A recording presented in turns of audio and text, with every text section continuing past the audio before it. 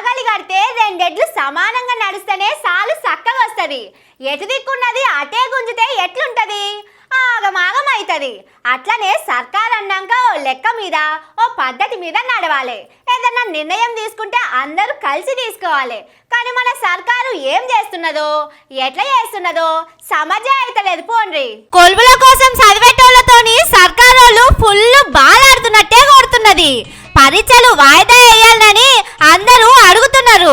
మొన్నటిదాకా వాళ్ళను తిట్టిన రేవంతన్ సారు నిన్న ఏమన్నాడో చూడండి. నిన్న మా పిల్లలు కూడా పరీక్షలు కొందరు వాయిదేరు, కొందరు ముందు కోరు, కొందరు వెనుక కోరు అంటారు.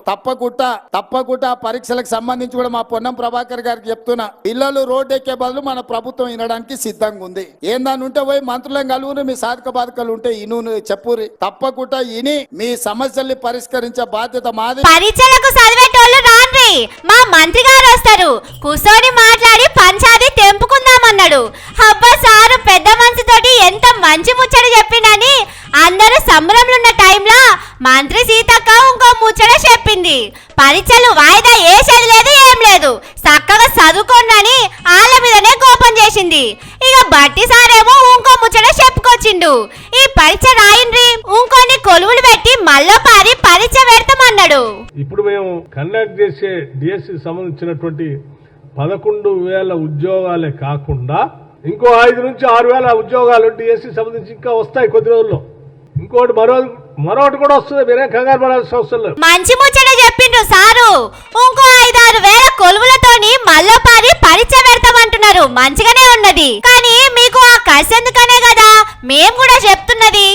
ఇప్పుడే ఆ కొలువులు కూడా కలిపి పరీక్ష పెడితే అయిపోతుంది కదా సారు. వాళ్ళు కూడా జరంత చదువుటానికి టైం దొరుకుతుంది. అందరూ ఏదో పని చేసుకొని బతికేటోళ్ళేనాయే. కొలువుల నోటిఫికేషన్ ఇచ్చినాకనే కూర్చొని చదువుతారు. మీరు ఓట్లలో గెలిచినాక 4 ఏళ్లు పబ్లిక్ ను గాలికి ఇడిచిపెట్టి ఓట్ల ముంగట ఏడాది సంధి జనాలకు పోతారు. ఓట్ల డేట్లు బయటకు వచ్చినాకనే ప్రచారం షురూ చేస్తారు. అసొంటిది చదివేటోళ్లకు టైం ఇవ్వద్దా సారు? అయినా మీరు కుర్సీ ఎక్కక మోదాలు పరీక్షలు వాయిదా పెట్టాలని మస్తులోళ్ళు చేసిండ్రు. మరి ఇప్పుడెందుకు నిరుద్యోగులు కానొస్తలేదు సారు?